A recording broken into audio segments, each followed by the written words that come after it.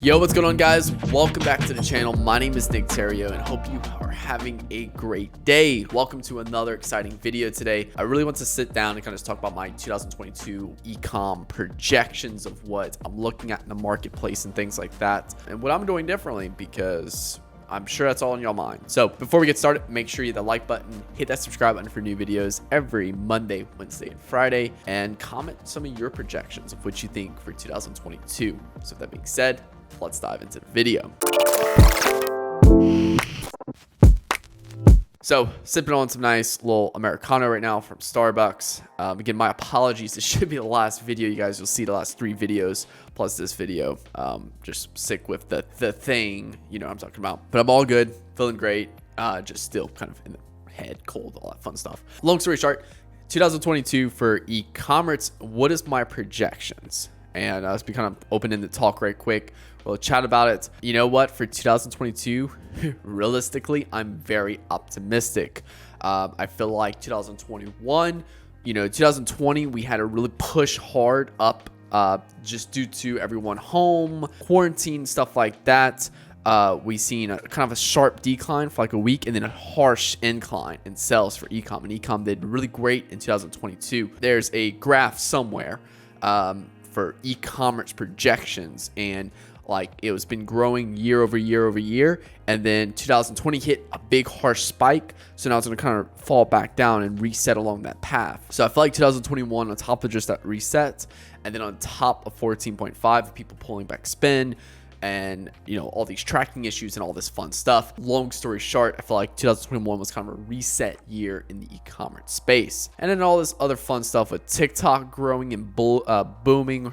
We're seeing people setting up these one product stores, create a video or two on TikTok, explodes organically, and then all of a sudden now they're doing a couple $1,000s a day in sales purely through organic TikTok, just through videos exploding and stuff like that, organic, which is really cool.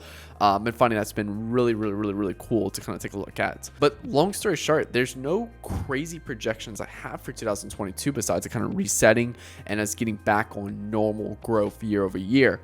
Now, a quick update on 14.5. Yes, Nick, 14.5 is going on. Like, you can't just go in 2022 expecting nothing different. And yeah, you're correct about that. In fact, actually, I'm actually very optimistic on 14.5. I still very much believe that 14.5 is actually going to be pulling back. Not to where it used to be. If you think we're going back to where it used to be, you were very wrong. But what I personally believe, and this is also has been unofficially confirmed by Apple. I just got back from a mastermind where just a few people in there doing Facebook advertising have a cumulative total of about $1 billion in spend management, and just following the right people.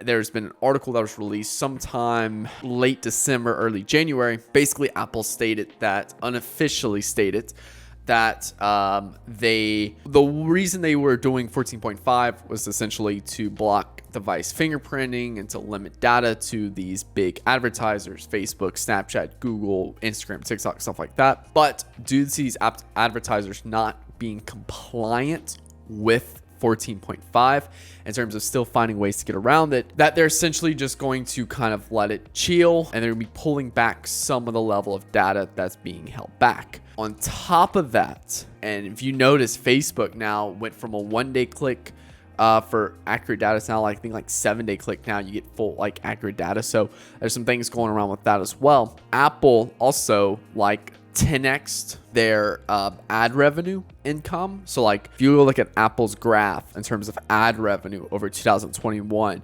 beginning year it was low and then has a really sharp increase because more and more people start using Apple's advertising ad revenue. So again, Apple basically got what they wanted. They got a ton of money, but then they realized, hey, we're making a ton of money. I'm not really focused too much on making sure these platforms are being enforcing it because we're making our money like we want it. If you thought 14.5 is about privacy, you're definitely, yeah. You definitely didn't see the full picture there. 14.5 is not about privacy. 14.5 is a cash grab by Apple to get you into their ecosystem. If you look at the Apple's ecosystem, they're very clicky, stuff like that. They want you in that ecosystem. They want to make as much money off of you as possible. Long story short, 14.5 wasn't about privacy. 14.5 is a cash grab by Apple They made their money. These other platforms aren't fully cooperating with them, but due to their significance, they need them as well. They coexist together, and they need that.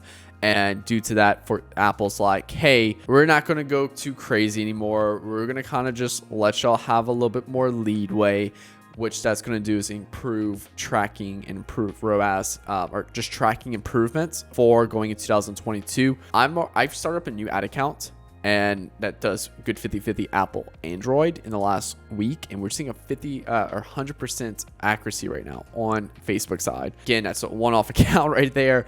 We just started off this brand new ad account, yada yada yada. Can't go too further into that. So I project to see better tracking and improvements on the Facebook side, and these platforms report it in platform reported ROAS. I see that to improve in 2022. I think if you're not really focused on creative, you're still way back in 2018. You can't just rely on the algorithm to go find your customers anymore. You need to be very good at your marketing fundamentals and become an expert marketer at heart, because then if you're an expert marketer at heart, you know how to grab attention, you know how to create desire for your product and a reason to take action now. What that's basically going to do is it's going to allow you to, regardless of what platforms come and go, you're always going to have those fundamentals to be able to rely back on. So that's a big one right there. TikTok, I see TikTok growing in 2022. I would definitely be allowing at least 10% of your monthly ad spend right now, and allocating that to TikTok. Also another 10% of your monthly ad spend to influencers. I feel like that's highly underrated right now. So going to the new year, we're still heavy reliant on Facebook,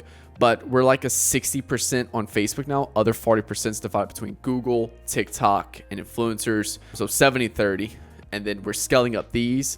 And as we scale these up, we're growing basically our marketing budget month over month. Heavy. Again, focus on creative, focus on marketing fundamentals, diversify your spend across platforms, and then just go in 2022 with just an optimistic look. Like, realistically, there's nothing crazy that's changing. Last year, 14.5 was hammering on us, but now I feel like we're kind of recovering from 14.5, and at that stage, we're rebuilding right now, and that's the equivalent to everything right now. So long story short, I'm very optimistic for 2022. This is a short video, but yeah, I just want to kind of touch on this real quick. I don't have anything crazy for 2022. I'm very optimistic, very bullish on it, and I'm looking forward to 2022. I think it's gonna be the best year ever for e-commerce. So that being said, hope you guys enjoyed this video. If you're an e-com business owner, it's making at least 50K a month and looking for an agency that's helped scale brands to 6, 7 figures, 8 figures a year, then make sure you click the link below. Book a call with me and my team. We'll do a strategy session with you. You can take that strategy session and run with it, or you have the option to work with us if you choose. Making less than 50K a month. Hit that subscribe button. Stay following the videos, as my goal is to be transparent with you as much as possible to give you everything you need to scale up your brand. So that's with that right there. Hit that like button. Hit that subscribe button. Comment your projections below. And my name is Nick Theriot. Talk to you guys later. Peace out.